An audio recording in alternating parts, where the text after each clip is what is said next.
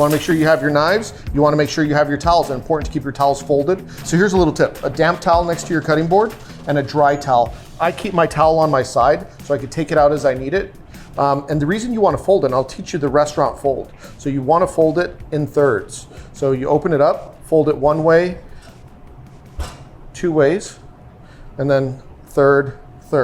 And the reason that is because if you can think about it like this, every time you wipe something and it gets dirty, now you have you fold it over. So you have an exponential amount of uses out of your folded towel, as opposed to if you just carried it like that and you did it once. Now you could probably use it 2 or 3 times and you got to get rid of it. You got to get a clean towel. But this will allow you to use your towel multiple times. So that's why professional chefs keep their towels folded. Resourceful. I like it. Yeah.